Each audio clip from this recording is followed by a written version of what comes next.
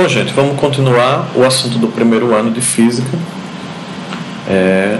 com uma área nova do conhecimento, né, um ramo novo. A gente vai introduzir os conceitos da hidrostática, ok? Então a hidrostática ela é um ramo da física, né, como eu falei, que ela vai estudar o equilíbrio, né, dos corpos nos fluidos.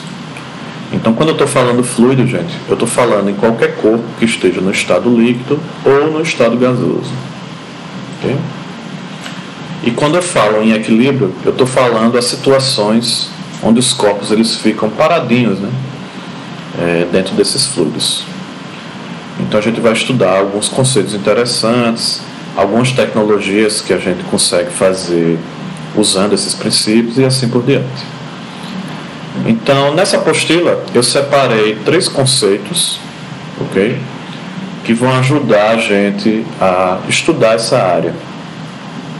Então, o primeiro conceito que a gente vai ver é o conceito da densidade, que talvez seja um conceito conhecido de você, né? Então, a densidade, ela é a razão, né? Ou seja, ela é a divisão entre a massa de um corpo e o volume que aquele corpo ocupa, ok? Então, fazendo essa divisão, massa por volume, eu chego no valor que a gente chama de densidade, ok? Então, no Sistema Internacional de Unidades, certo? A densidade ela é calculada pelo quilograma por metro cúbico, certo? Que tem esse símbolo aqui.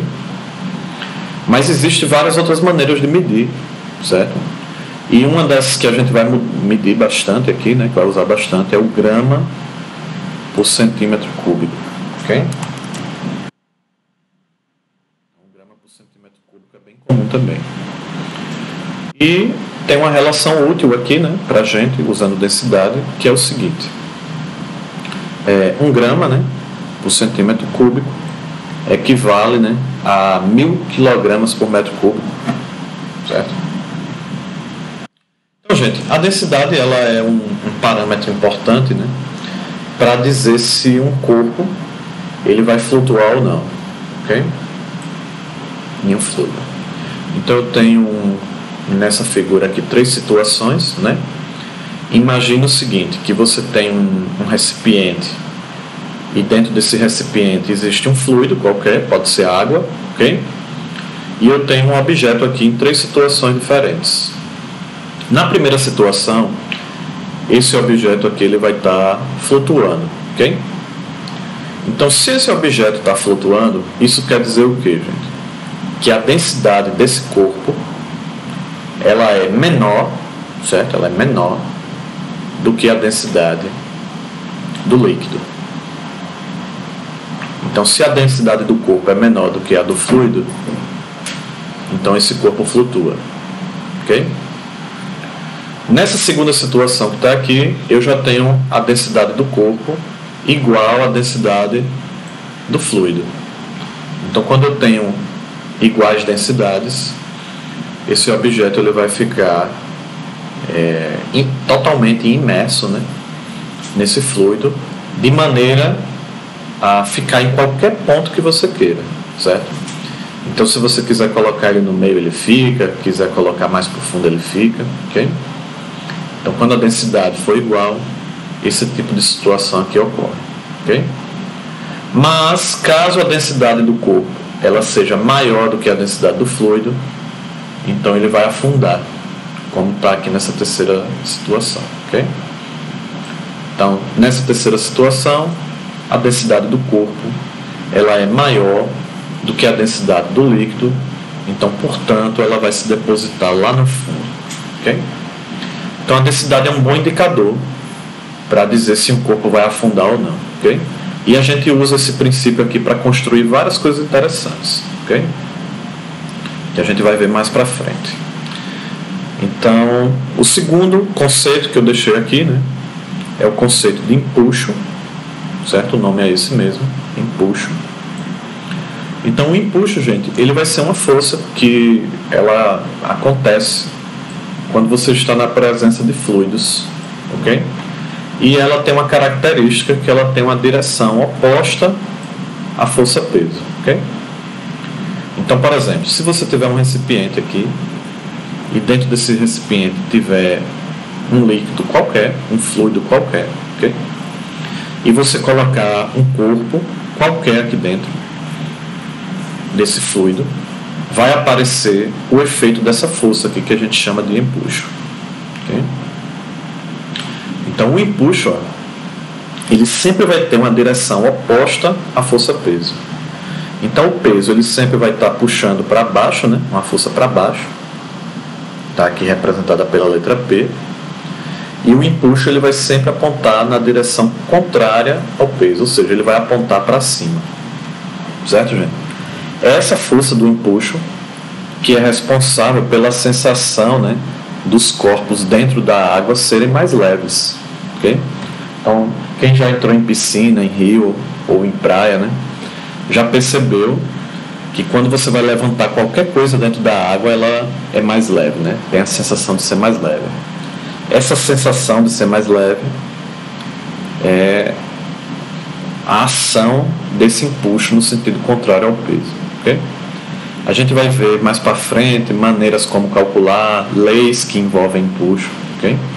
Mas por enquanto, basta que vocês saibam isso. O empuxo é uma força que ocorre na presença de fluidos e que tem a direção oposta à força-peso, ok?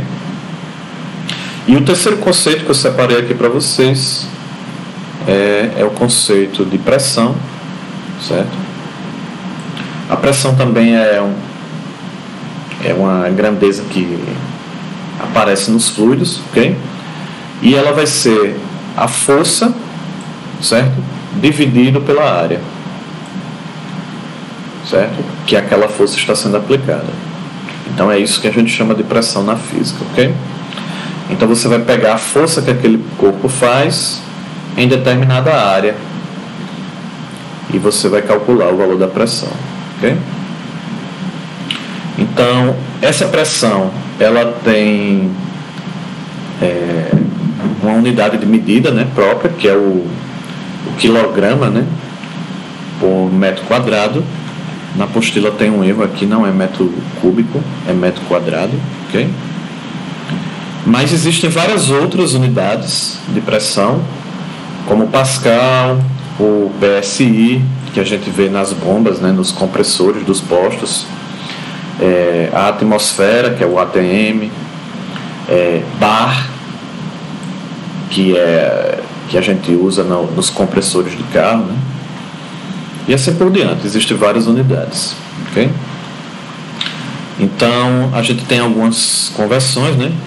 1 Pascal é o mesmo que 1 kg por metro quadrado, e um ATM é o 10 a 5 Pascal, ok? São os que a gente vai usar com mais frequência, certo, gente? Então a gente vai fazer alguns exercícios. Eu separei aí 3 exercícios. Um está resolvido, né? Que é a parte de conta, e os outros 2 vai ficar como tarefa para vocês, né? Dessa semana. Então, ó, primeira questão: qual a densidade de um material que apresenta um volume de 200 ml e massa 896 gramas? Bom, gente, ele está querendo o valor da densidade, né? E para você calcular a densidade, você precisa de 2 coisas. Você precisa do valor da massa e do valor do volume. Então a massa está aqui, ó, 896, e o volume está aqui, ó, 200 ml. Aí ele diz assim: dê a resposta em gramas por ml. Bom, então eu vou simplesmente substituir, ok? Onde tem a massa, vou colocar 896. Onde tem o volume, vou colocar 200, certo? Fazendo essa divisão na calculadora, eu chego a um número que é o valor da densidade. Então ela tem 4,48 gramas por ml, ok? Então está calculado o que ele pediu, certo? Vamos para a segunda questão. Eu vou fazer a segunda, certo, para vocês, e vou deixar apenas a terceira para vocês fazerem, ok? Apenas a terceira questão da apostila. Então vamos lá, segunda questão. Observe a tabela a seguir, certo? Então tem uma tabela aqui, ó, onde eu tenho 4 materiais diferentes, certo? E eu tenho as densidades desses materiais em grama por centímetro cúbico, ok? Aí ele vai perguntar quais são os materiais que flutuam na água, certo? Então a água, ela tem uma densidade de 1 grama por centímetro cúbico, ok? Bom, gente, quais são as condições para que um corpo flutue, né? Para um corpo flutuar, um corpo sólido como esses 4 que estão aqui, a densidade ela tem que ser o quê? Vamos lá para cima. A densidade ela vai ter que ser o quê? Para ele flutuar, a densidade do corpo ela tem que ter um valor menor do que a densidade do líquido, ok? Então isso quer dizer o quê? Desses corpos que estão aqui nessa tabela, qual deles tem uma densidade menor do que a da água? Bom, a água tem 1 grama por centímetro cúbico, certo? Então qual desses aqui tem valor menor do que o da água? Tem 2 valores aqui que são menores do que o da água, ok? Nós temos a cortiça, que é 0,32, e nós temos o carvão, que é 0,50, ok? Então esses 2 corpos dentro da água, o que vai acontecer? Eles vão flutuar, ok? Então, voltando aqui à pergunta dele, quais materiais flutuam na água desses 4? Então, a resposta correta seria o quê? O material 2 e o material 4, ok? Então a resposta aqui seria o quê? A letra E. Tudo bem, gente? Então essa terceira questão aqui vai ficar para vocês fazerem em casa, ok? É uma questão de marca X também, mas eu gostaria que vocês copiassem ela inteira no caderno, ok? Porque na hora de corrigir vai ficar mais simples para mim. E por essa semana é só, gente. Façam direitinho as atividades, que em breve eu vou estar recolhendo, ok? Então até mais.